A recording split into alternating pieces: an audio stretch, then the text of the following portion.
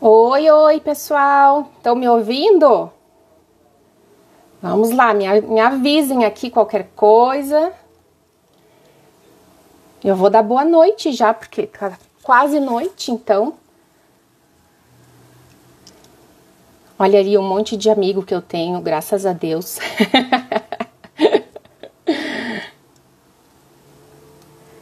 Tá todo mundo me ouvindo? Ouvindo. Ai, que bom, Ângela. Obrigada. Ai, olha aí, ó. Vamos ver se a... Ah, Vivian já tá na área.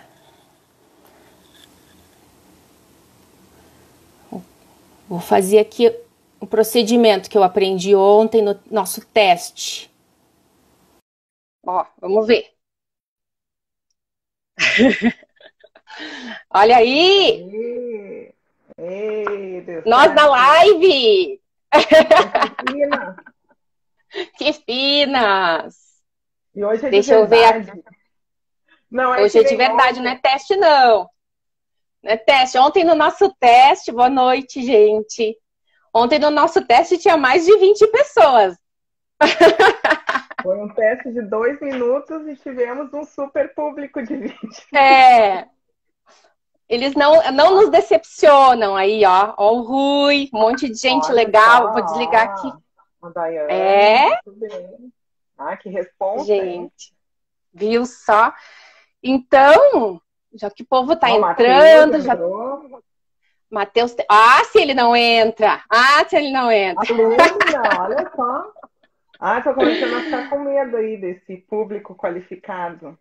Olha a Lúmina aí, que legal, gente, que Amada. bom, obrigada por estarem todos aí, a Jana, o pessoal da página do Déficit de Psicólogos, né, minha estagiária ali, ó, um monte de gente.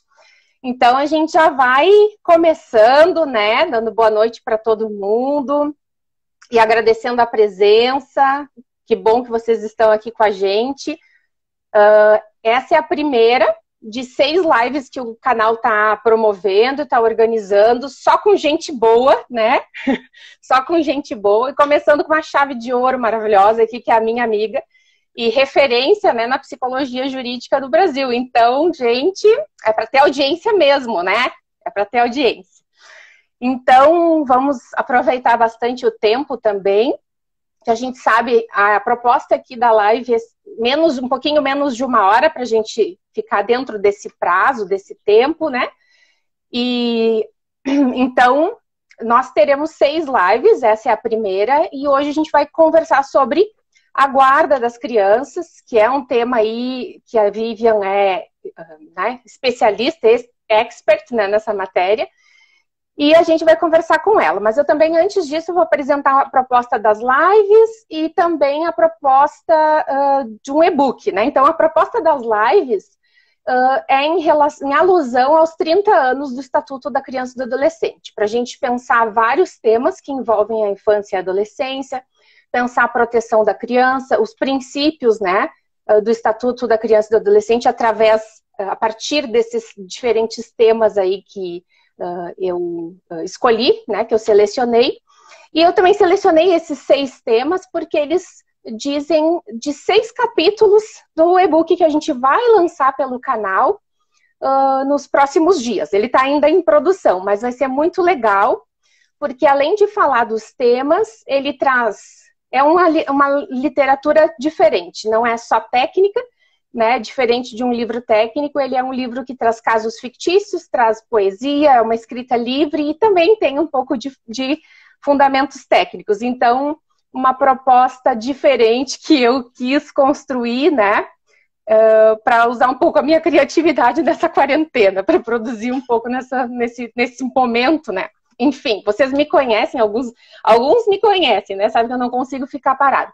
Para quem não me conhece, eu sou Cátula Pelissoli, eu sou psicóloga judiciária do TJRS, mas eu também sou produtora de conteúdos aqui do canal, então, e com orgulho, eu recebo a minha amiga, a doutora Vivian Lago, que ela é formada em Direito, ela é formada em Psicologia e é especialista em Psicologia Jurídica, e eu conheci ela lá no mestrado na URGS, né? Fomos colegas de turma, em 2006, e eu vi essa referência sendo construída, assim, né? Então é muito bacana poder estar aqui com a Vivian hoje, me deixa menos nervosa, né, de estar com uma amiga começando as lives, então é muito bom. Então a Vivian fez o mestrado lá na URGS, fez doutorado, fez o pós-doc também, né? E é uma pesquisadora dessa área, né, da psicologia jurídica, da área de avaliação psicológica, é criadora do sistema de avaliação do relacionamento parental, que muito ajuda, né, as avaliações psicológicas e também sociais nos casos de disputa de guarda e outras tantas situações que o SARP está sendo estudado, né? Então, a Vivian também é coordenadora do curso de psicologia da Unicinos Porto Alegre e da especialização em psicologia jurídica da Unicinos São Leopoldo. Tá? Então, é essa pessoa, né, essa referência que a gente está recebendo hoje, com muita alegria. Então, a gente vai começar falando assim, eu vou perguntar para a Vivian, pedir para ela começar falando, pode se apresentar, pode ficar bem à vontade também, e começar falando aí dos tipos de guarda e das responsabilidades dos pais. Joia. Então, boa tarde ou boa noite, né? Conforme aí o sol já está descendo.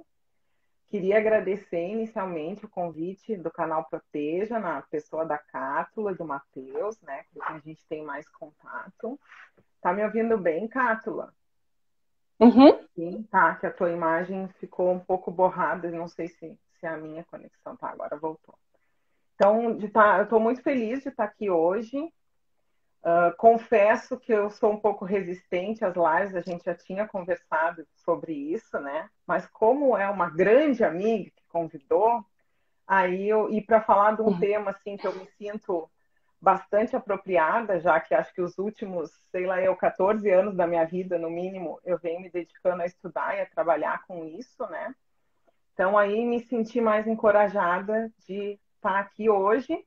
Confesso que conforme vai subindo os nomezinhos ali que eu vejo que tem uma galera conhecida que trabalha na área, vai dando meio que um friozinho na barriga. Mas vamos lá, né? Algumas pessoas a gente conhece, mas também acredito que tem um público aí que, né, eu não tenho muita ideia assim, se são psicólogos que trabalham nessa área, se são advogados, ou se são pais ou mães que estão passando por alguma situação de disputa de guarda, de divórcio, que se interessaram pela temática. Então, vou tentar falar de uma forma mais abrangente, né?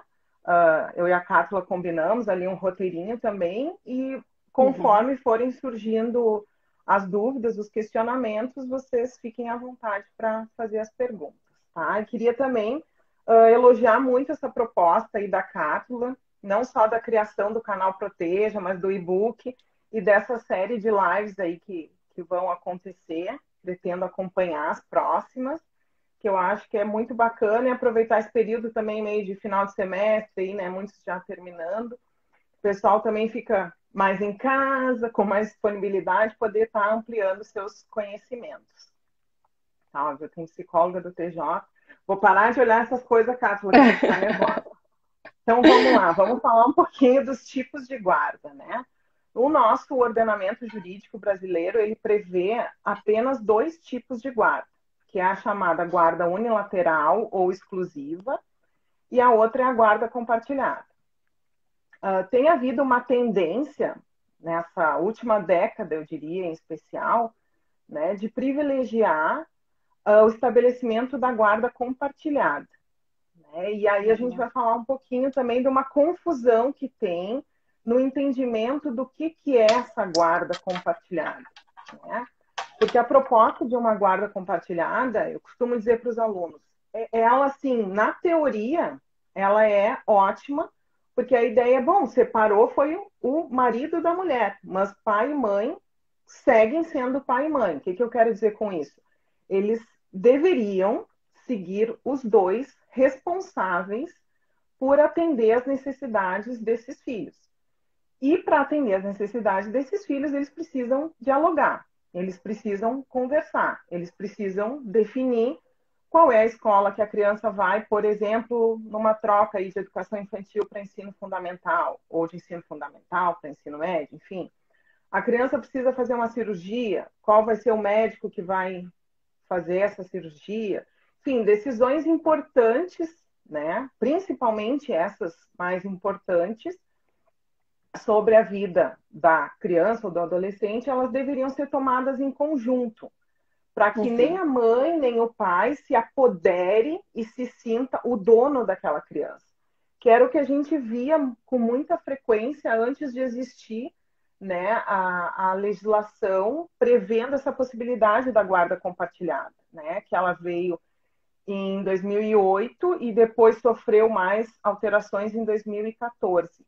Antes disso, a gente até evidenciava na prática um funcionamento de guarda compartilhada, mas na legislação não existia essa previsão, né? E o que a gente observava era um predomínio assim muito grande, né? Eu me lembro na época do mestrado, quando eu fui buscar dados do IBGE, os dados traziam em torno de 90, um pouco mais de 90% da guarda dos filhos após o divórcio ficava com a mãe e era uma guarda exclusiva, unilateral, né? Então a mãe que tomava as decisões, na sua maioria, né, seguindo essa lógica dessa estatística, que tomava as decisões de forma unilateral sobre o filho, e o pai ficava mais afastado, ou às vezes completamente afastado, do convívio com essa criança, né, que muitas vezes era limitado a finais de semana alternados, né? Agora vou começar a entregar a idade e o tempo que eu tenho de formada.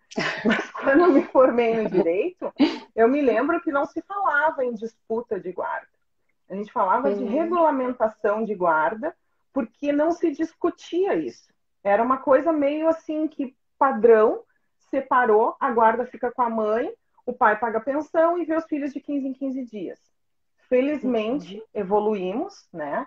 E a coisa mudou muito, tanto pela disputa de guarda, quanto, como eu falei hoje, a guarda compartilhada, a tendência é que ela seja mais a regra e não a exceção, né? Para que esse compartilhamento, não só da questão financeira, que é importante também, que os dois se responsabilizem, ainda que em proporções diferentes, mas que os dois se sintam responsáveis pelo sustento financeiro da criança, mas também por outras atividades, como acompanhar os temas na escola, acompanhar o desempenho da criança na escola, consultas médicas, a questão dos limites, porque outra coisa que a gente observava muito também era, voltando para esse dado estatístico aí de, né, 10, 15 anos atrás, um predomínio maciço de guardas unilaterais maternas, que a gente observava era muito as mães sobrecarregadas, né, e muitas vezes caracterizadas como, entre aspas, a bruxa da história. Em que sentido? A mãe passava a semana toda com a criança, então era a mãe que cobrava a hora do banho, o escovar o dente, o fazer o tema, tem que largar o videogame, tem que dormir, tem que acordar a tal hora, e põe o uniforme, toda aquela função que faz parte da rotina de quem tem filhos no dia a dia. E o pai era o pai de final de semana, né? Que pegava para levar no McDonald's, para passear. Isso na época que a gente saía, mas enfim. Mas pegava para passear, para brincar, para o lazer.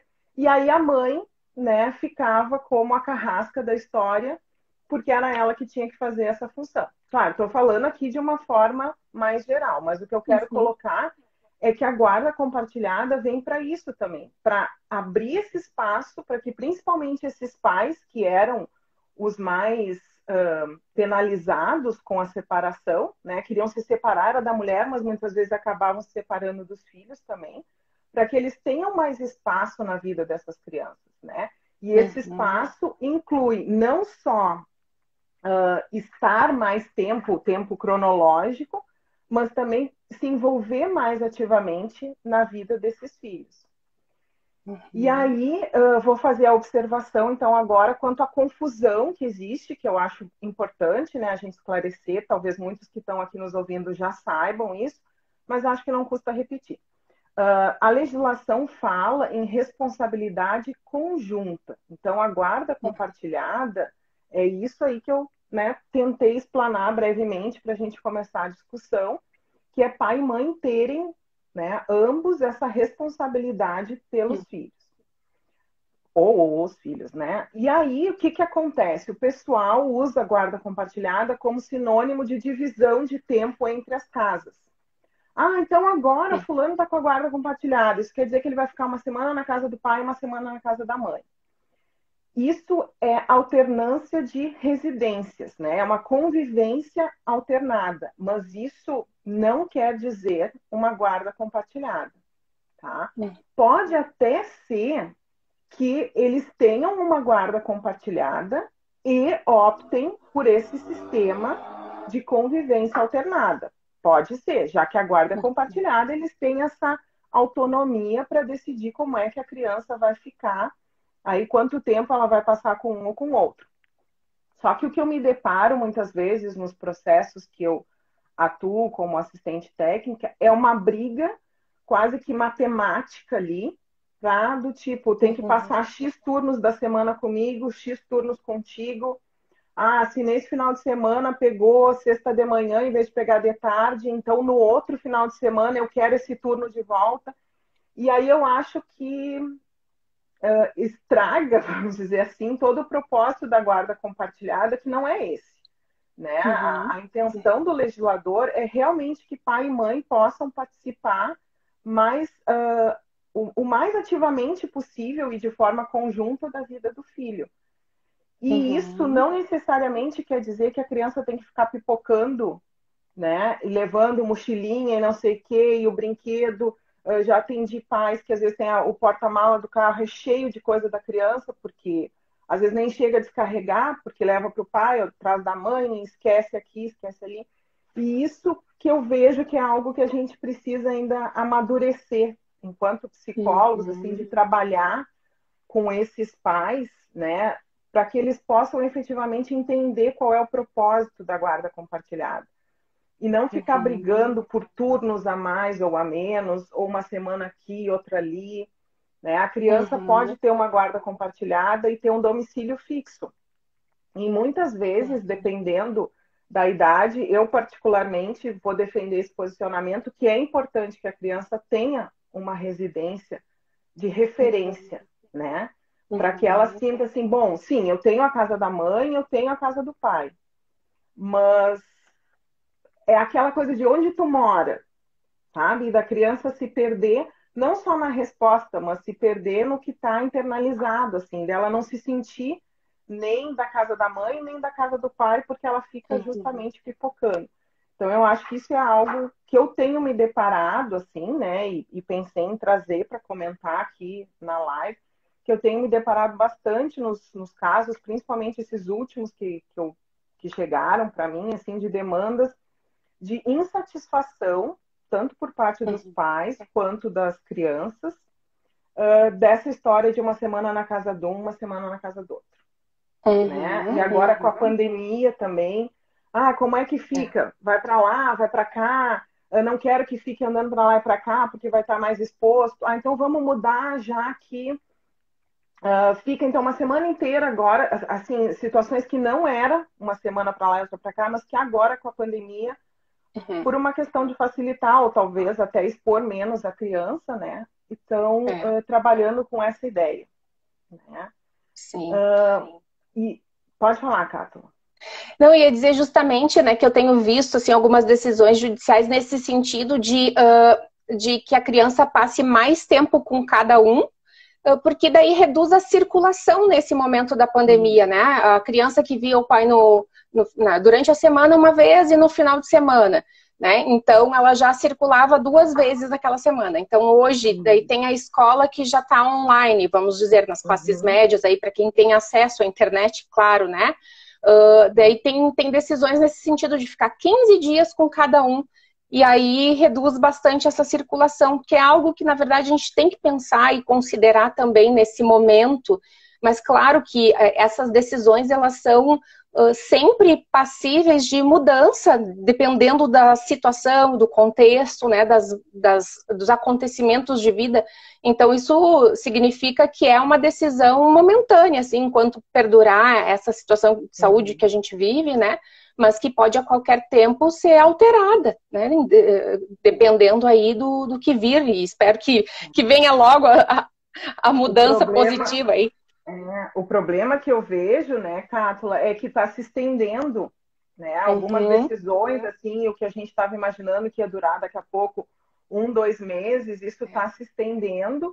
E aí eu vejo que tem chegado no consultório assim, crianças desorganizadas, psiquicamente falando, Uhum. porque além de estar essa bagunça que a gente está vivendo, assim, né, é aula online, e não tem mais o colégio, não tem mais os coleguinhas, ainda tem isso, assim, de tá, a semana que está na casa do pai, o pai é mais rígido e quer que faça atividade no horário e não sei o quê. Aí a mãe já acha, exemplos, né, gente?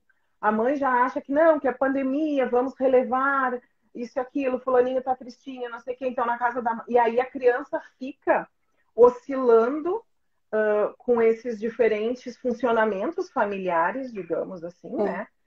Por um tempo maior. Se antes ela ficava, sei lá, né, só pernoitava na casa de um do outro, ainda tinha a escola no meio, hoje ela fica mais tempo, né, na casa de um, na casa de outro, e isso tem chegado no consultório como uma queixa, sabe? A Uhum. minha percepção, uma coisa bem assim, de 1 mês para cá, né? Tem Uhum. chegado bastante essa queixa de o fulaninho tá reclamando, de que não tá bom.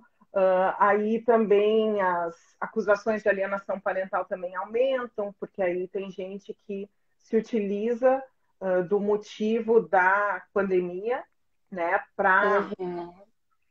fazer modificações no arranjo de convivência. Enfim, tá, mas É, não quero tem. me perder muito do foco, senão eu vou indo, tu me chama de Não, volta. é isso aí. Que bom que tu traz a tua experiência também, tanto até mesmo clínica, pelo que eu estou entendendo, né? Que tu tá falando do consultório também, então é bom ter essas diferentes perspectivas, que eu já não tenho mais porque estou afastada do consultório, né? Então é bom, muito bom ouvir isso. Claro, para a gente entender, se conscientizar do que está acontecendo com as crianças, que eu acho isso super importante, né? Porque claro que a gente entende que elas estão sofrendo com tantas alterações, mas esse ponto, né, específico também afetando as crianças, acho que é importante, muito importante da gente se dar conta. Tinha uma pergunta ali, Vivian, de que maneira evitar, né, a alienação parental no momento da pandemia? Era uma pergunta. Então, primeiro, acho que a gente tem que falar, assim, um pouco dessas... primeiro que a lei da alienação parental fala de diferentes atos e de uma definição que envolve interferência, né? Interferência na relação entre um genitor e o filho ou os filhos, né? Então, também eu acho importante definir isso e falar isso, que ela não fala, que a lei não diz de um gênero, né? De quem aliena ou não, né? Nem aí a gente Nem só percebe pai e que mãe. não é algo restrito à figura da mãe, né? Não é algo restrito. Eu já atendi vários casos de pais também que cometiam, que tinham atos de alienação parental, então não se define, né, por um comportamento materno, e nem só dos pais, porque também já vi esses movimentos, esses comportamentos em avós, por exemplo, né, afastando um neto, né, que é tido ali como filho do genitor, né, de um pai, por exemplo. Então, é uma interferência naquela relação, prejudicando aquela relação entre o pai e o filho, né? Então, parece que é um momento realmente propício, né, para, como está dizendo aí, fazer o uso dessa situação para ficar mais tempo, para afastar aquela criança daquele genitor, né? Uhum, para proibir as visitas presenciais, né? Também já Uhum. tive notícia de alguns casos que, então agora é só visita virtual. Mas dependendo da idade da criança, gente, é um desastre essas visitas virtuais, Uhum. porque Uhum.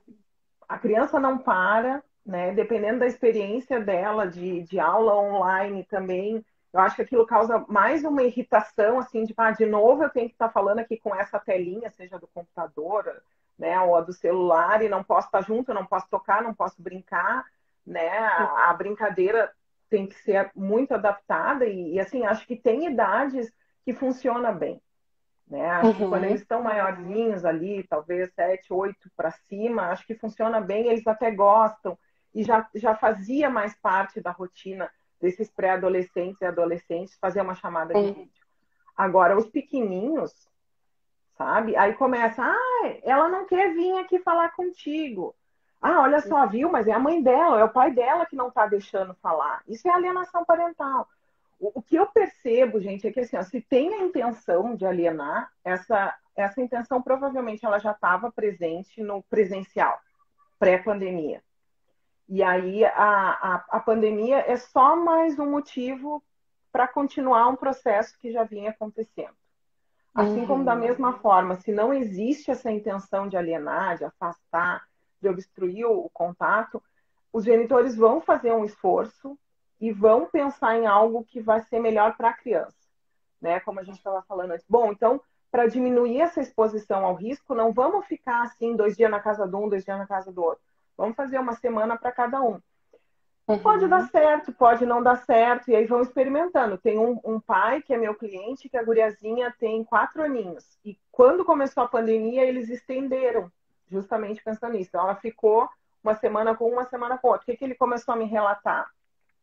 Vivian, tá muito difícil na hora que eu vou pegar, ela tem chorado mais, tenho mais dificuldade, ela entra no carro, ela vem chorando um bom pedaço até ela se acalmar.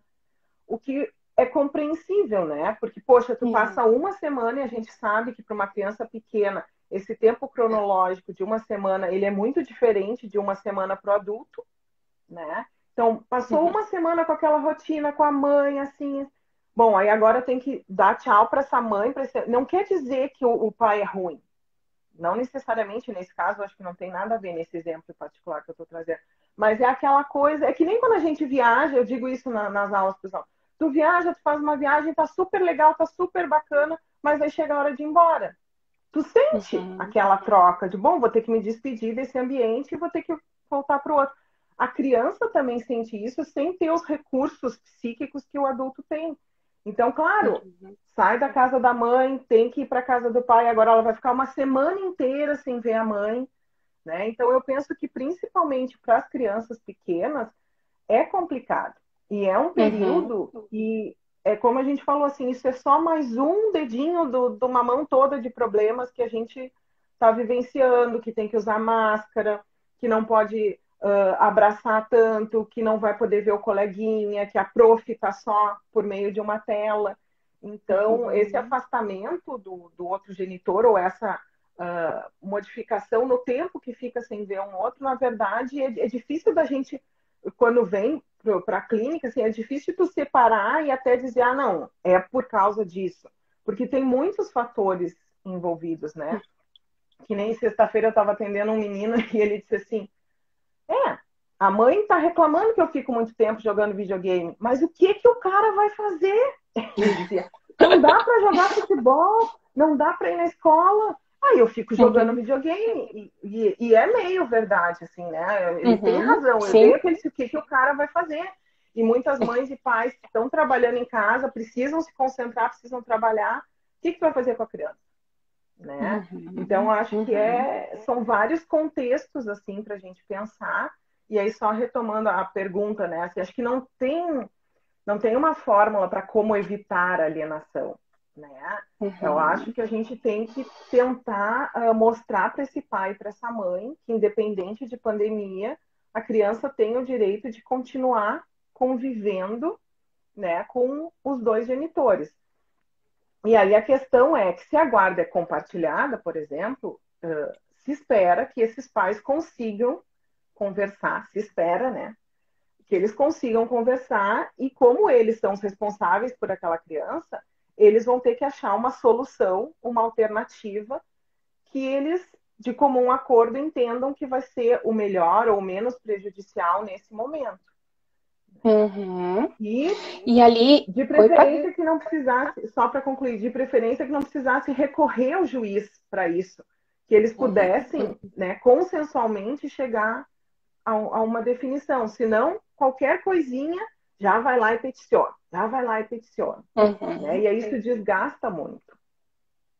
Eu quero trazer isso que tu está falando em termos dos princípios assim, dos direitos da criança, né? Que um dos princípios mais importantes é o da convivência familiar, né? Quando a gente fala muito do princípio da convivência familiar e lembra da adoção, ou, né, da questão do acolhimento institucional, que a gente não quer que a criança fique no acolhimento porque ela precisa conviver com a sua família. Mas nesses casos a gente também deve pensar isso, porque a família da criança são as duas famílias, né? Então é a família do pai e a família da mãe. Quando tem a separação e o debate sobre a guarda, a gente está falando da convivência, do princípio da convivência familiar. É um direito da criança. E quando os pais cometem, né, esses atos de alienação, eles estão tentando privar a criança desse direito deles. Eu acho que isso é importante. Alguém perguntou ali se a gente orienta, né, não sei se era para você ou para mim, mas se a gente orienta os pais quanto aos prejuízos da alienação parental, né? Os prejuízos a gente vê, assim, pela pesquisa que são muitos, né?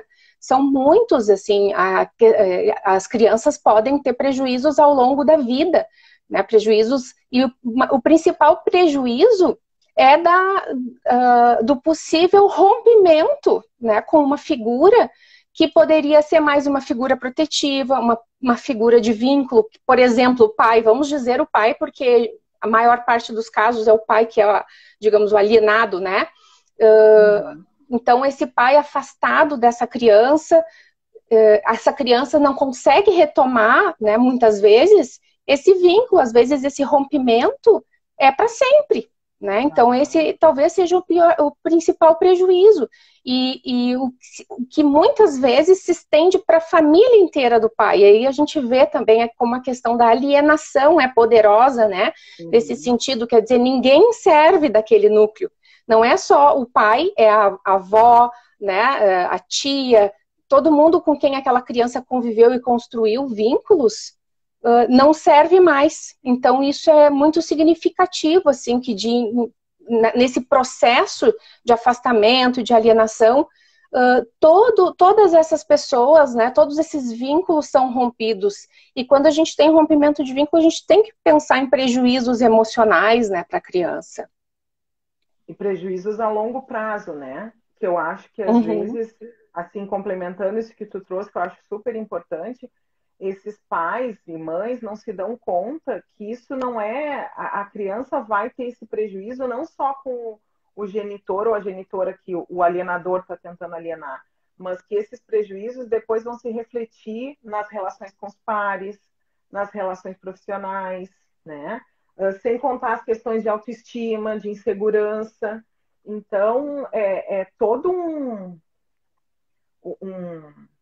caldeirão, vamos dizer assim, que se forma aí, né, com esse tipo de violência. Lembrando que a alienação parental é um tipo de violência, né? Muitas vezes se fala muito de abuso sexual, que também é uma violência horrível, não estou desmerecendo uma ou outra, mas o que eu quero dizer é que, às vezes,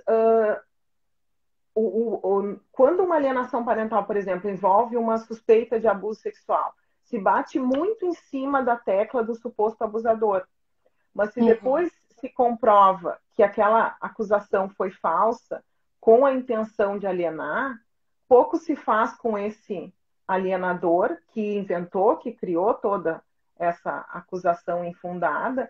E ele também é um abusador, no sentido de uma violência psicológica contra a criança, que talvez não deixe um vestígio ali imediato, né, nem físico, mas que tem sinais aí que vão, né, ao longo da vida. A Tainá, que é a minha estagiária, nesse momento tá difícil a gente efetivar o estágio, né? Tu imagina, porque a gente não pode atender muita coisa.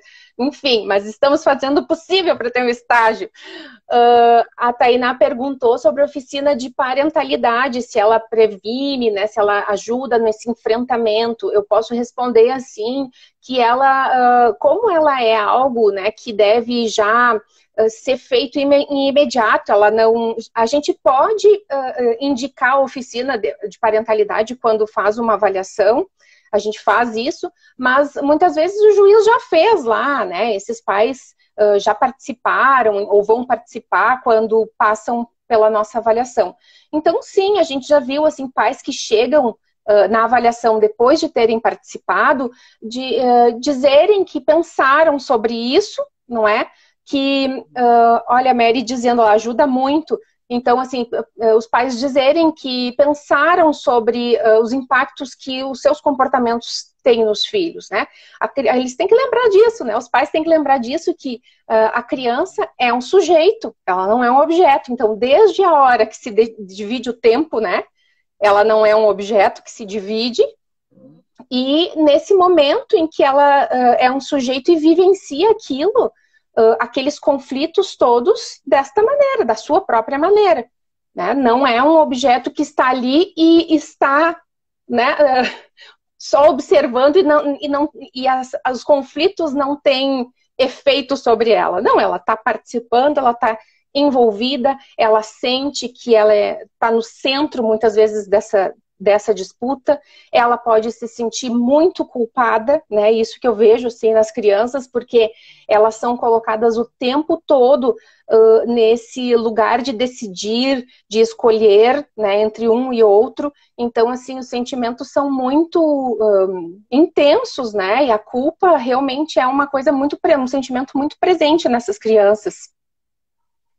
Cátula, eu me lembrei de comentar uma coisa que eu falo nas aulas e que principalmente os alunos do direito me questionam, assim.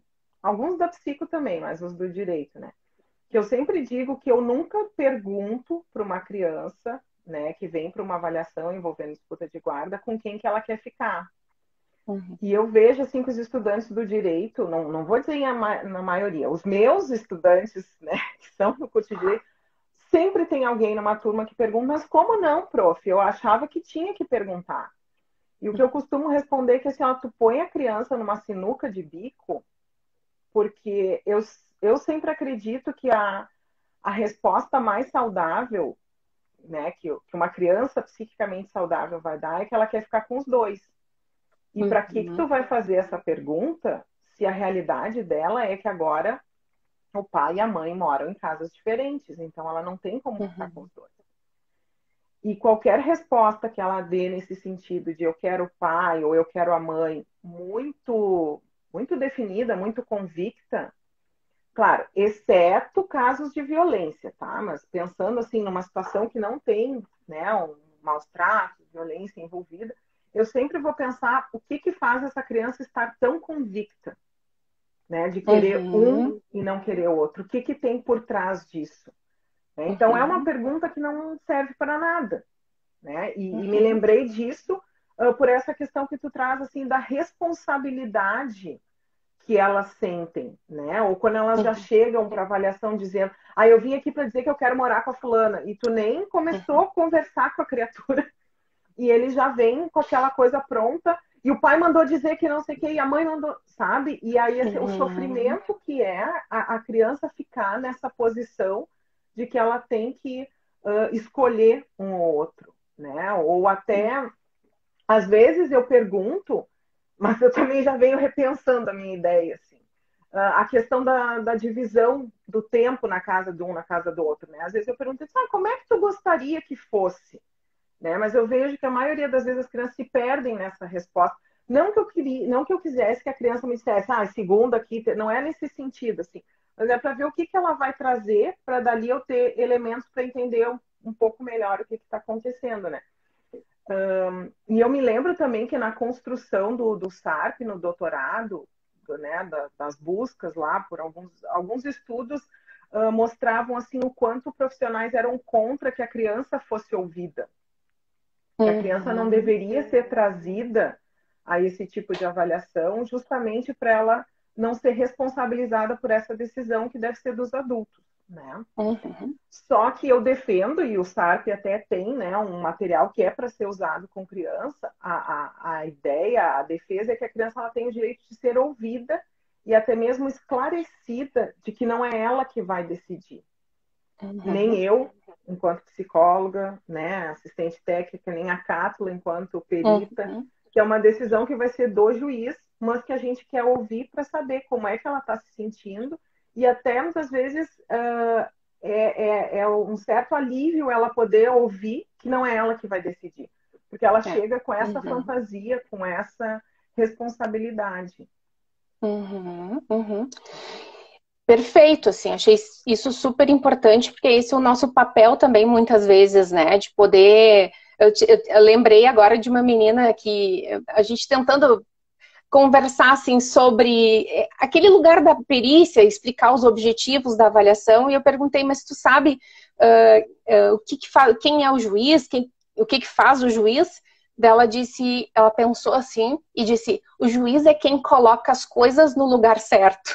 Eu achei sensacional, né? Porque sensacional, assim, a definição dela, ela pensou, ela refletiu sobre quem que era o juiz, e eu entendi, assim, que as coisas não estavam no lugar certo, né, para ela, assim, que precisava Vai botar desse, ordem, né? botar ordem. Então, aproveitando aí, falando desse contexto, a judicial, enfim, a Amanda perguntou ali, né, sobre a questão das medidas protetivas, né? Então ela perguntou assim, em caso de afastamento de um agressor, como é que fica essa questão da guarda compartilhada? Tá. E eu também estava vendo ali, que vou usar junto com essa pergunta, Uhum. Cátula, que acho que mais por início, só que depois eu fui falando outras coisas e se perdeu. Alguns perguntaram o que a gente pensava sobre a guarda compartilhada nos casos que o pai e a mãe não têm um bom diálogo, alguma coisa nesse Ah, sentido, assim, uhum. tá? Que eu acho que se assemelha com essa questão da medida protetiva, né? Que a gente pode pensar sobre isso, né? Se existe essa medida protetiva, né, que o pai e a mãe, eles não podem se falar presencialmente ou por telefone, né? Ou hoje eu estava entrevistando uma mãe, aí ela falou que queria falar com a escola, mas pediu para ser horários diferentes, né? A escola não sabe, mas ela está com uma medida protetiva. Então, mesmo no ambiente virtual, ali para uma reunião, né, virtual com a escola, eles não poderiam estar presentes. O que eu penso que vai acontecer? Não vai ter como se efetivar uma guarda compartilhada nessa Uhum. situação, ainda que seja temporária, né? Mas durante o prazo que tiver ali, né, vigente a medida protetiva, se esse pai e essa mãe não podem se falar, eles não têm como compartilhar a guarda. Né? Uhum. Claro, Uhum. aí às vezes essa medida protetiva se estende, outras vezes é durante um período, né? E depois isso é retomado. Mas ainda ontem, né, Cátula, a gente estava comentando, quando a gente estava organizando a live, que as pessoas confundem a medida protetiva, que é para a mulher, com a Uhum. questão da criança. Então, o pai, mas eu acho que não era bem nesse sentido a pergunta, mas cabe o esclarecimento, né? Uhum. A mãe é que não pode, né, a ex-mulher é que não pode estar junto no mesmo ambiente que o ex-marido, ou que não podem se trocar mensagem telefônica ou contato telefônico, né? A medida protetiva é para ela, não para as crianças. Uhum. Então, isso não pode ser usado como uma forma de afastar o pai dessa criança. Acho que uma coisa é o direito de convivência, outra coisa é a guarda compartilhada, né? E aí Uhum. também, eu vou falar mais uma coisa, eu também quero ouvir a doutora Cátula sobre isso. Sobre a questão assim de ex-casais que não têm um bom relacionamento, né? Me lembro uma vez num congresso eu falei alguma coisa do tipo, talvez eu não tenha sido feliz com a escolha das palavras, mas eu falei que eles tinham que de alguma forma se dar bem. E eu me lembro que alguém falou assim, se eles se dessem bem, eles não tinham se separado. E aí eu digo, talvez eu tenha que usar outra expressão, assim, eles têm que ter um grau mínimo de comunicação, eu penso, né? E essa tem que ser uma comunicação não para se agredir, não para desqualificar o outro, mas tem que ser uma Uhum. comunicação pensando na criança. E quando a gente Uhum. percebe que não tem essa comunicação, né, ou que essa comunicação ela é distorcida, se usa esse canal de comunicação para virar uma outra forma de agressão e o conflito continuar, ok, estão separados, mas eles continuam brigando, e aí tem criança no meio. Né? E aí essa guarda Uhum. compartilhada não cumpre o seu papel, que é Uhum. responsabilizar os dois por ela. Pela criança, essa guarda compartilhada, ela vira uma arma, ela vira um recurso ali para continuar incentivando esse litígio. Então, eu sei que tem opiniões contrárias né, de pesquisadores, de juristas, de que a guarda compartilhada é meio que tu colocar assim, bom, vocês fizeram um filho, agora vocês sim, deem um jeito de conversar, de tratar sobre isso. Mas eu sou bem resistente a isso, assim, quando não tem um canal de comunicação adequado, um canal de comunicação mínimo, assim, onde falte o respeito, eu penso que a guarda compartilhada não funciona. A tendência é que a criança vai sofrer mais, vai ficar no meio, vai ficar de pombo-correio, né? Ou então a alienação parental vai se instaurar. Mas eu também queria te ouvir com a tua experiência. Eu entendo assim que, né, a guarda compartilhada, ela pressupõe essa comunicação que tu traz, né? Esse contato, não só na entrega e na devolução, né, da criança, a gente pode dizer, não é naquele momento ali. Ele pressupõe muito mais do que isso. Pressupõe decisões conjuntas, né, sobre diferentes atividades, momentos da vida da criança. Pressupõe também uma convivência em momentos comuns, né, na escola, na vida social. Então, ele requer, sim, esse contato mínimo e um respeito. Eu compartilho, né, dessa tua opinião. E também entendo, assim, essa questão que tu trouxe e que a nossa amiga trouxe aqui, com essa pergunta do afastamento a partir das medidas protetivas. A gente conversava ontem sobre a live e a gente falou sobre isso, né? O quanto que é importante a gente poder entender, porque a medida protetiva vem assim, né? Ela vem assim, é meio padrão, ela diz não se aproximar da vítima e dos seus familiares. Né? Então, algumas mães já usam seus familiares, incluindo o filho, sendo que aquele pai nada fez à criança. Naquele pai, né? Que a gente está falando aqui desse pai que não fez nada para a criança. E aí, mais uma vez, a criança tem o direito violado, né? Esse direito violado, que é o direito da convivência com o pai. Então, a gente tem, por isso que eu retomo, assim, a importância do nosso trabalho, sabe? Porque é o olhar individualizado. A lei, ela, numa atualização ali da lei da guarda compartilhada, ela trouxe isso de que os pais não precisariam ter um acordo sobre a guarda compartilhada, né? Que o juiz poderia fazer essa imposição da guarda, né? Impor a guarda compartilhada. Eu acredito que em alguns casais vai funcionar, porque eles vão se obrigar a obedecer à ordem judicial, e daí talvez normalizem isso, naturalizem isso e consigam, né, ir nessa direção, e outros não. Então, eu não gosto assim, de dar uma opinião isso né, vai funcionar ou não vai funcionar. Eu acho que isso remete à importância do nosso trabalho mesmo, no olhar individualizado, né, na avaliação dos diferentes fatores aí, que o SARC nos ajuda também, né, a ver essa complexidade da dinâmica familiar, de cada dinâmica familiar, né. Então, eu penso isso, assim, que os casais, eu estava em aula, eu dou uma aula sobre os padrões de coparentalidade, né? E eu estava vendo aqui na minha colinha que os pais podem ter um padrão desengajado, um padrão cooperativo ou um padrão conflitante, num dos modelos de coparentalidade, né? Que é exatamente a coparentalidade, ela é isso, né? Poder dividir as responsabilidades sobre uma criança, que são muitas, não é? As responsabilidades sobre uma criança são muitas. Então, a divisão não é ruim, a divisão é boa, né? Porque não sobrecarrega nenhuma das partes, como tu lá vinha falando no início. Mas eu percebo que algumas pessoas, talvez as mães, por conta desse processo histórico, elas se sentem perdendo o seu poder, né, e esse lugar de poder, assim, que as mães têm, né, porque elas ainda, a gente vê, assim, uma estatística enorme de guardas unilaterais, apesar de todas essas mudanças na lei, apesar de ter aí um grande, né, ter triplicado o número de guardas compartilhadas, a gente ainda tem a guarda unilateral materna como muito mais, né, muito predominante.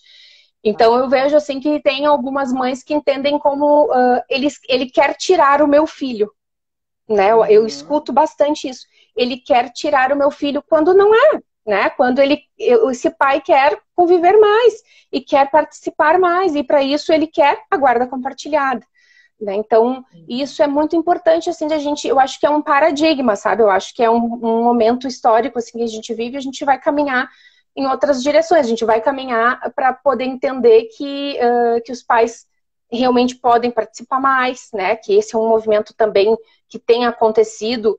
Talvez a principal mudança assim, na família, né, nas dinâmicas familiares, tem sido essa dos pais não serem mais só os provedores, não poderem participar de cuidados, né?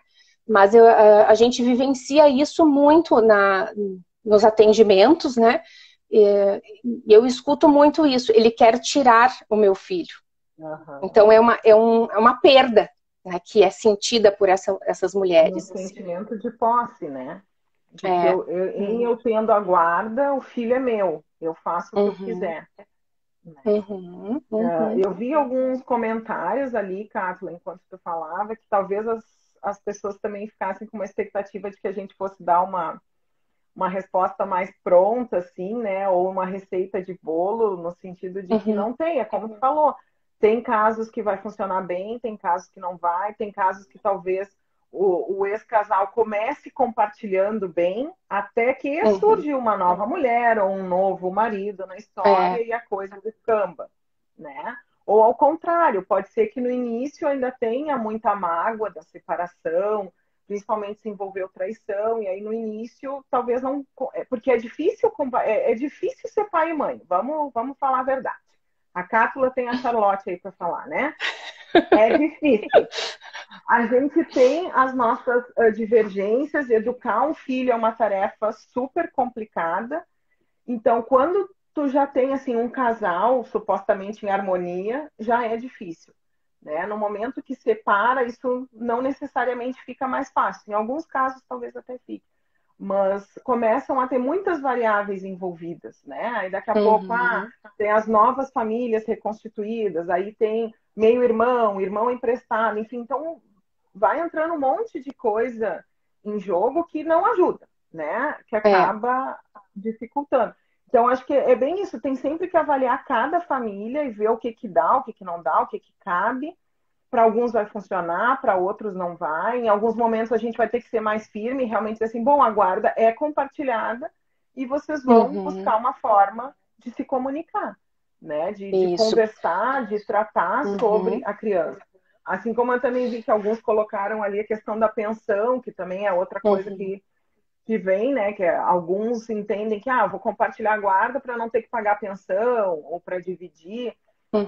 E lembrando que essa questão dos alimentos ela é proporcional, né, aos rendimentos de um ou de outro. E, na verdade, a ideia é que se compartilhe, inclusive, as despesas do filho, né? E como que vai se dar esse compartilhamento? Se vai ser por meio de um valor que vai ser depositado na conta de um ou de outro, ou se vai ser uma divisão, né? Eu pago, sei lá, eu escolho plano de saúde, tu fica com as outras despesas. Acho que no mundo ideal, né, as pessoas conseguiriam discutir sobre isso, né, discutir num bom sentido, e elas mesmas conseguirem, com a ajuda de advogado, com a ajuda de mediador, propor um acordo, né, e que os divórcios pudessem ser muito mais consensuais do que litigiosos, favorecendo assim o desgaste, né, diminuindo, evitando o desgaste tanto dos genitores e principalmente das crianças.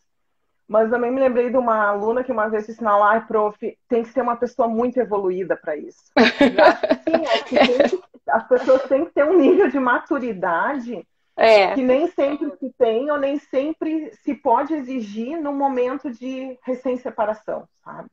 Sim, né? Esse momento específico tem que ser olhado com um olhar bem específico também, né? Considerando isso. Vivian, deixa eu te pedir para falar da expertise rapidamente, a gente já está no nosso tempo ali, né? Infelizmente a gente não consegue responder tudo. Então, fala um pouquinho de projetos da Expertise. Vocês têm algum curso Aham. aí para acontecer? Sim, sim. A Expertise, então, é uma empresa, né, que eu tenho junto com a Joyce e a Sara, que estão aqui nos assistindo, que eu já vi, Joyce Gabinazzi e a Sara Putin. A gente trabalha exclusivamente com avaliação psicológica. Então, nós temos o nosso espaço físico ali, né, o consultório, onde a gente faz avaliações na área clínica, neuropsicológica e forense. E também a gente oferta cursos e discussões de caso e outras modalidades de evento, né? Vocês podem acessar as nossas redes sociais, expertisepsi.com.br, tá?